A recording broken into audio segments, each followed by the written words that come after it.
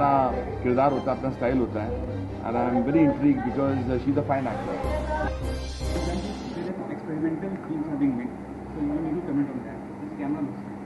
Yes, I'm glad that films are being made on such subjects because these are lives that need to be shown to the world about how people with great adversity can also still be one of us. So I think that's great that such subjects are being picked. So have you seen the trailer of the film? Yes, I've seen the trailer. It's a really nice trailer, and I'm really looking forward to the film. Seems to be a very evocative film. I'm especially looking forward to Kalki's acting ability of Kalki in the film.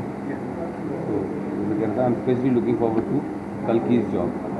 And regarding Geo's professional life, what are you doing? And then putting from I just shot for a small film called Moh Maya Money in Delhi, and now I don't know next. Margarita with a strong film.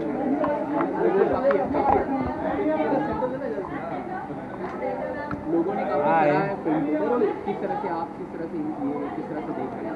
देखिए, मैं I am very intrigued by the title Margarita with a straw. It's a very interesting title, and film तो मैं देख के बताऊंगा because मुझे इसकी कहानी के बारे में कुछ पता ही नहीं है. मुझे बुलाया गया, मैं आया हूँ देखने के लिए.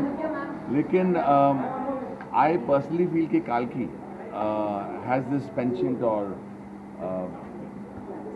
a proper idea of picking up great roles, और उनका एक अपना किरदार होता है, अपना स्टाइल होता है, and I am very intrigued because she is a fine actor and I've always liked her choice of roles.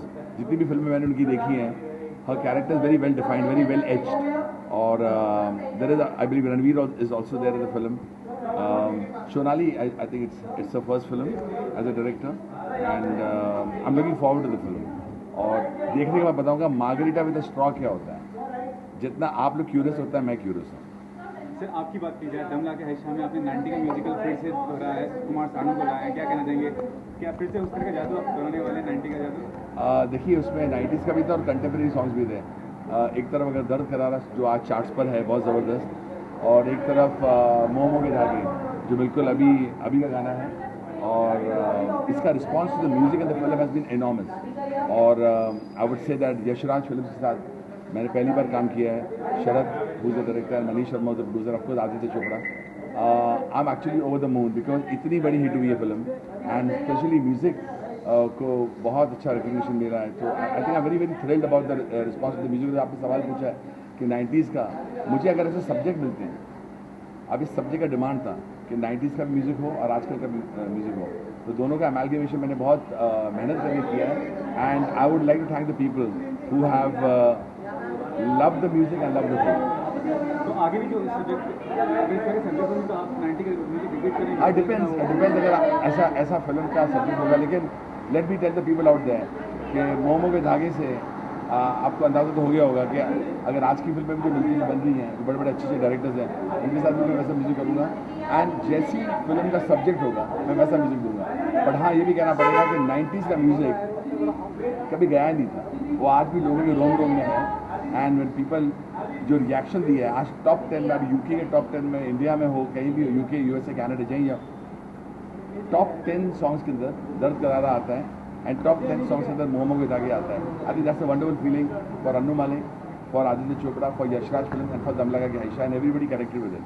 और 90s की फिल्मों की बात की है तो 60s, 70s, 80s में शशि कपूर साहब जो थे, उन्हें हाल ही में दादा साहब फाल्के अवार्ड से नवाजा गया था. कुछ कहना चाहेंगे मुझे? आप बहुत बड़ी बात है.